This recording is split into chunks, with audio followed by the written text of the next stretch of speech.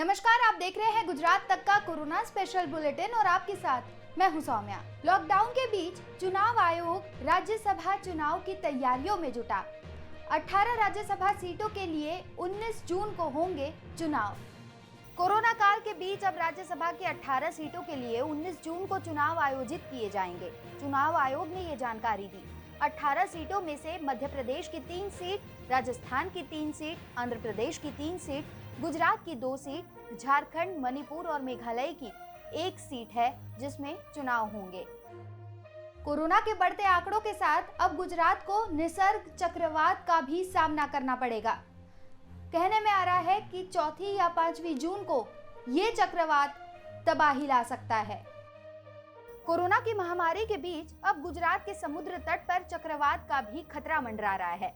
गुजरात के समुद्री तट पर निसर्ग नाम का चक्रवात तबाही मचा सकता है। मौसम विभाग के मुताबिक निसर्ग नाम का चक्रवात आने वाली 4 से 5 तारीख के बीच में गुजरात के द्वारिका, ओखा और मोरबी से टकराता हुआ कच्छ की ओर आगे बढ़ सकता है। गुजरात के कई इलाकों में बारिश की शुरुआत भी हो गई है।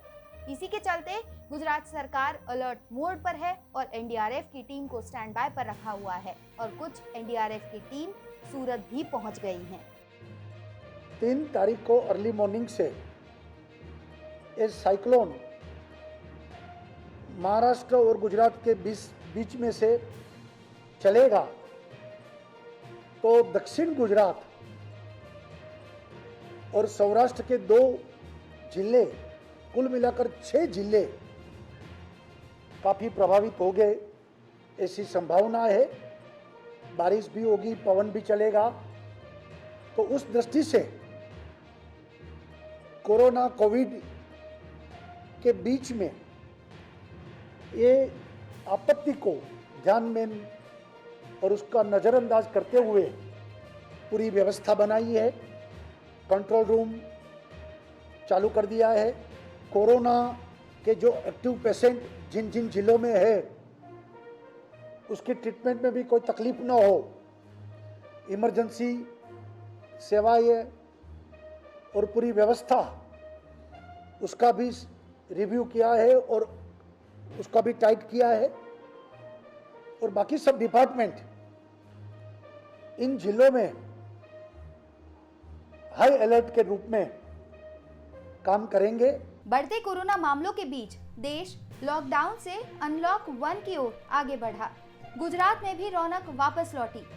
सवेरे क्या था नजारा, देखिए हमारे सहयोगी गोपी घांगर की ये खास रिपोर्ट। आमतौर पर गुजराती की शुरुआत होती है फाफड़ा, गांठिया, ढोकला जैसे नाश्तों से, लेकिन पिछले कई महीनों से लॉकडाउन की वजह से ये सारी चीज़ें बंद थी और अब अनलॉक 1 में ये सारी चीज़ें आज से मिलना शुरू हुई है। यहाँ पे आप देख सकते हैं कि सुबह का वक्त है, फाफड़ा, ढोकला, खांडवी, ये सारी चीज़ें यहाँ पे मिल रही है। सुबह सुबह जो दुकान है वो खुल चुकी है और दुकानों में चीज़ें लेने के लिए भी लंबी कतार लग चुकी है।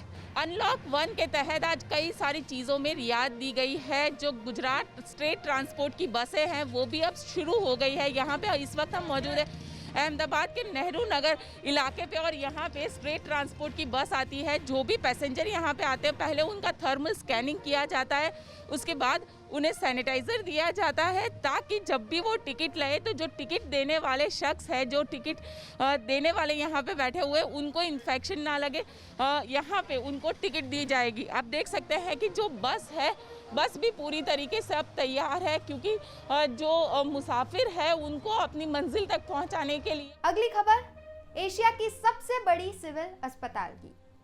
आज दूसरा दिन है और आज अहमदाबाद के सिविल अस्पताल से फिर से सबसे बड़ी लापरवाही वाली खबर सामने आई। 16 मई को जिस शख्स की कोविड की वजह से मौत हुई उसके परिवार को आज एक मैसेज आता है और मैसेज में कहा जाता है कि उनके परिवार का सदस्य ठीक है और उन्हें जीसीआरआई के C5 वार्ड में ट्रांसफर किया गया है। और इस मैसेज के बाद फिर से एक सवाल खड़ा होता है कि क्या परिवार के सदस्य जिंदा हैं या उनकी कोरोना से मृत्यु हो गई है, क्योंकि उन्होंने तो अपने हाथों से अपने पिता की अंतिम क्रिया कर दी है। किशोरभाई हीरालाल शाह જેઓનું અવસાન તારીખ 16/5/2020 રોજ સિવિલ હોસ્પિટલના કમ્પાઉન્ડ GCRIમાં થયું હતું, પરંતુ કાલ સિવિલ હોસ્પિટલની એક બેદરકારીથી મારા મોબાઈલમાં એક મેસેજ આવ્યો જેમાં લખ્યું છે કે કિશોરભાઈ હીરાલાલ શાહ જેઓને GCRI C5માં 6:38:30 ટ્રાન્સફર કરવામાં આવી રહ્યા છે। તો હું સુપ્રિન્ટેન્ડન્ટ પ્રભાકર સાહેબને પૂછવા માગું છું તો શું જે મરી ગયા છે, જેને અગ્નિદાહ આપી દીધો છે, તો તમે કયા વ્યક્તિને ટ્રાન્સફર કરી રહ્યા છો? આનો જવાબ મને સત્તાવાર આપો। તમે કોને ટ્રાન્સફર કરી રહ્યા છો અત્યારે? 14 દિવસ પછી જેનું અવસાન થઈ ગયું છે અને તમે મને મેસેજ કરીને અમારા પરિવારના જે દુઃખ, જે પીડા અત્યારે રહી રહી છે એની પર તમે એમનો મલમ લગાવી રહ્યા છો। कोरोना की चपेट में गुजरात के बीजेपी विधायक बलराम थवाणी। कोरोना रिपोर्ट आया उनका पॉजिटिव। गुजरात में भारतीय जनता पार्टी के विधायक कोरोना पॉजिटिव पाए गए हैं। नरोडा से बीजेपी विधायक बलराम थवाणी का कोरोना सैंपल लिया गया था, जिसकी जांच रिपोर्ट पॉजिटिव आई है। विधायक बलराम थवाणी लगातार जनता के बीच नजर आते रहते हैं। उनके सोशल मीडिया अकाउंट पर तमाम ऐसी तस्वीरें अपलोड की गई हैं जिसमें वो गरीबों को खाना बांटने के साथ ही मास्क भी देते नजर आ रहे हैं। बगैर भक्तों के निकलेगी इस बार भगवान जगन्नाथ जी की 143वीं रथ यात्रा। कोरोना महामारी के बीच अहमदाबाद में पहली बार ऐतिहासिक भगवान जगन्नाथ की 143वीं रथ यात्रा 23 जून को बड़ी ही सादगी पूर्वक आयोजित की जाएगी। शोभा यात्रा, ट्रक, अखाड़ा, भजन मंडली शामिल नहीं किए जाएंगे। वहीं 5 जून को आयोजित जल यात्रा महोत्सव में मंदिर के पुजारी और ट्रस्टी ही शामिल होंगे। इस बार नेत्रोत्सव के दिन 21 जून को सूर्य ग्रहण के कारण 4 बजे के बाद ही इसका आयोजन करने का निर्णय लिया जाएगा। गौरतलब है कि गुजरात में कोरोना संक्रमण की संख्या लगातार बढ़ रही है। ऐसे में गुजरात के आंकड़ों पर नजर करें तो आज 17,000 के पार ये आंकड़े जो है वो पहुंच गए हैं। अहमदाबाद जो हॉटस्पॉट में है, अहमदाबाद की बात की जाए तो ये आंकड़े 12,300 के पार हो गए हैं। मृत्यु की बात की जाए तो अब तक 1100 से भी ज़्यादा लोग कोरोना की वजह से अपनी जान गंवा चुके हैं। रिकवर की बात की जाए तो 10,000 से भी ज़्यादा लोगों ने कोरोना को मात दे दी है। अब जाते जाते आपको लिए चलते हैं भगवान केदारनाथ के धाम। आज है गंगा दशहरा और इतने सालों में ऐसा पहली बार बना है कि गंगा दशहरा के दिन भगवान का आंगन भक्तों के बिना एकदम सुनसान और वीरान नजर आया। कुछ यूं नजारे सामने आए।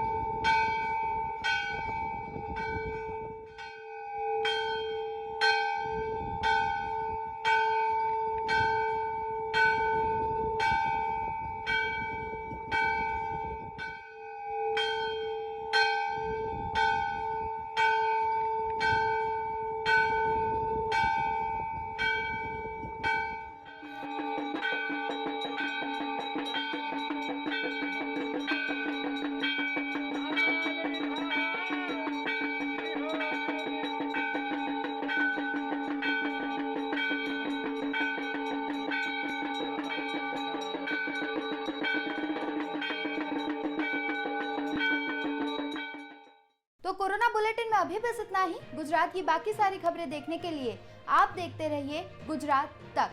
अपना बहुत ख्याल रखिए, 2 गज दूरी अक्सर बनाए रखिए। नमस्कार।